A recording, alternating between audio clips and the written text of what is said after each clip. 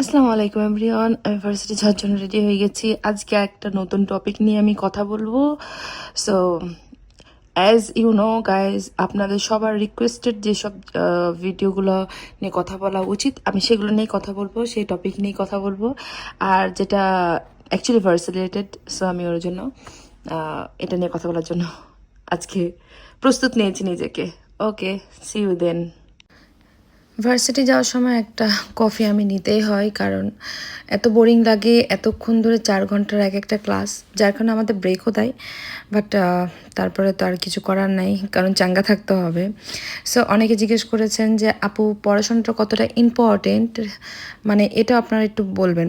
আসলে পড়াশোনা ছাড়া এখানে কোনোভাবেই সম্ভব না, আর এটা ইম্পর্টেন্ট। কারণ আমি যেমন মাস্টার অফ আইটিতে আছি, মানে সারাক্ষণ অ্যাসাইনমেন্ট কুইজের উপরে থাকা লাগে।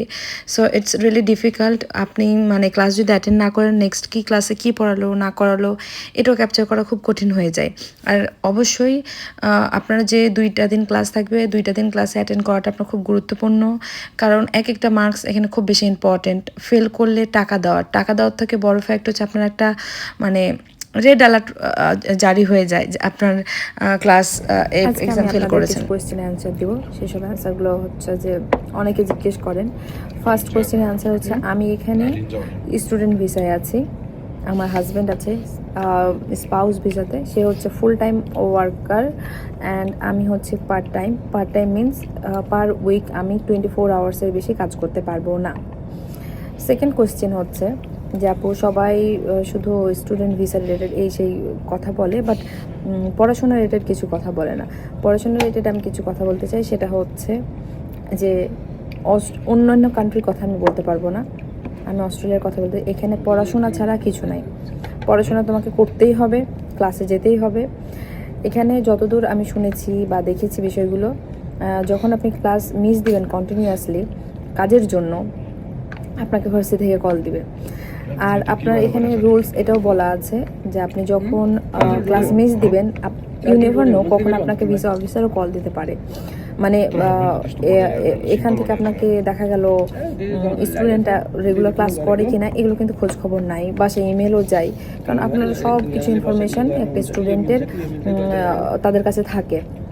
সো পড়াশোনাটা ফার্স্ট প্রায়োরিটি থাকতে হবে, আদারওয়াইজ আপনারা মানে এখানে সার্ভাইভ করার মতো সবাই চিন্তা করেন হ্যাঁ আমি জব করব, হয়ে যাবে, আমার পড়াশোনা করতে হবে না। না, পড়াশোনা করতে হবে, পাস করতে হবে। আপনি যদি কন্টিনিউয়াসলি 2টা পরপর সেমিস্টারে ফেল করেন, এটা ওদের কাছে রিপোর্ট চলে যাবে, সো আপনাকে ডিপোর্ট করে দিতে পারে। ইভেন আপনি যদি কান্ট্রিতে যান, আপনার দেশ থেকে আবার আসেন, তাহলে আপনি মাস্ট বি ডিপোর্ট হবেন, এটা একেবারে হেন্স প্রুফ।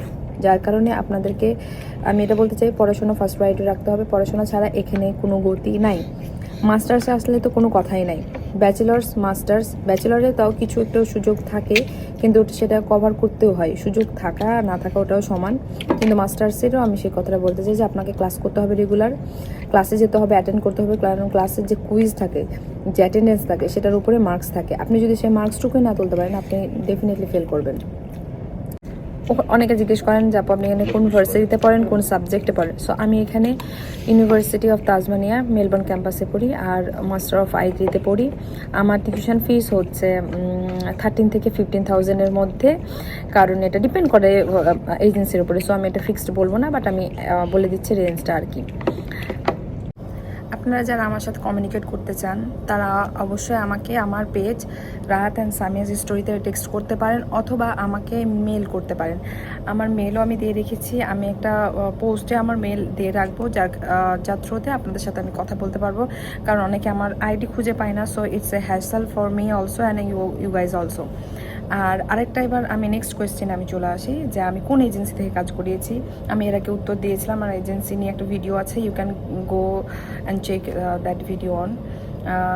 আমি হচ্ছে পিএফইসি এজেন্সিতে থেকে এসেছি, পিএফইসি গ্লোবাল। সো এটা খুব রিনাউন্স আর খুব ভালো তাদের গাইডলাইন্স। তো অনেকে জিজ্ঞেস করছেন আপু এফডিআর বিষয়ে, তারপর অনেকে জিজ্ঞাসা করছেন ভিসা পেতে কত দিন লাগবে না লাগবে। ফ্র্যাঙ্কলি স্পিকিং, এই সব কিছু এজেন্সির কাছে গেলে আপনারা খুব সুন্দরভাবে আপনাদেরকে ইলাবোরেট করে দিবে, বলে দিবে, বুঝিয়ে দিবে। আপনি জাস্ট আপনার ফাইল নিয়ে তাদের কাছে যান, আপনার প্রোফাইলটা ওদের কাছে তুলে ধরবেন, ওনারাই সব বলে দেবে আপনি কোন ভার্সিটিতে যেতে পারবেন, কোন ভার্সিটিতে গেলে আপনার জন্য সুবিধা হবে, আর কোন ভার্সিটিতে কোন সাবজেক্ট পাবেন না পারবেন সব কিছু, ইচ অ্যান্ড এভরিথিং। এখন আপনারা আমাকে জিজ্ঞেস করছেন, সত্যি কথা বলতে আমাকে জিজ্ঞেস করে ও এরকমভাবে লাভ নাই, কারণ আপনার প্রোফাইল সম্পর্কে আপনি শুধু জানবেন, আমি জানবো না, যার কারণে আমি ভুলভাল কিছু বলতে পারবো না। হ্যাঁ, আমি বেসিক থিংসগুলো বলতে পারবো, সেটার ক্রাইটেরিয়াগুলো বলতে পারবো, ওটার উপর ডিপেন্ড করে আপনারা আপনাদের মাইন্ড সেট আপ করতে পারেন। আর অনেকে জিজ্ঞেস করে আপু ব্যাচেলারের কি স্পাউস নিয়ে আসা যাবে কিনা। ব্যাচেলার স্পাউস সোফার আই নো ব্যাচেলার স্পাউস নিয়ে আসা যায় না। একটা সার্টেন টাইম আছে যে টাইমটাতে হয়তো বা নিয়ে আসা যায়, বাট ওটা ক্রিটিক্যাল, যেটা আমি বলতেও চাচ্ছি না।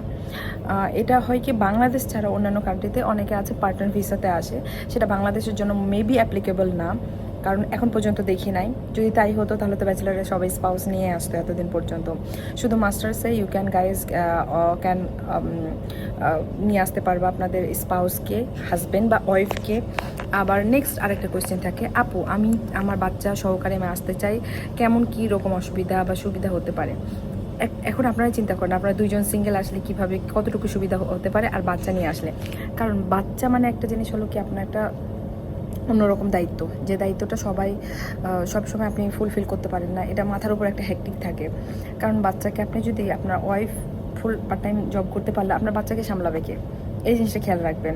আমি আমার ফ্রেন্ড দেখেছি, তার বাচ্চাকে নিয়ে এসছে, বাচ্চার টেক কেয়ার করা অনেক টাফ, কারণ আপনারা দুজন যদি জব করেন টাইমের ব্যাপার আছে, কস্টিংয়ের ব্যাপার আছে। ডে কেয়ারে তো সম্ভব না, ডে কেয়ারে আপনার পার ডে $200 করে লাগে, $200 এক্সপেন্সিভ, এটা আপনার বেয়ার করা সম্ভব না রেগুলার।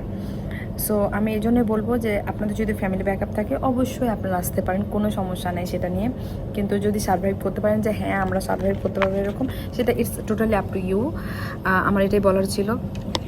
নেক্সট আরও যেগুলো কোয়েশ্চেন আছে আমি সেগুলো নিয়ে উত্তর দেওয়ার চেষ্টা করব। আর আমি স্পেসিফিকভাবে শপিং লিস্টের একটা ভিডিও মেক করব, যেটার জন্য আপনাদের খুব ভালোভাবে ইজি হয়। আর এতটুকু আমার কাছে বলার ছিল। সো আমি আপাতত 7-8টা কোয়েশ্চেন অ্যান্সার দেওয়ার চেষ্টা করেছি। সো নেক্সট কোন কোয়েশ্চেন যদি আমি আবারও পাই, আবারও মেক করার ট্রাই করবো ভিডিও। টিল দেন আল্লাহ হাফিজ, সবাই ভালো থাকবেন।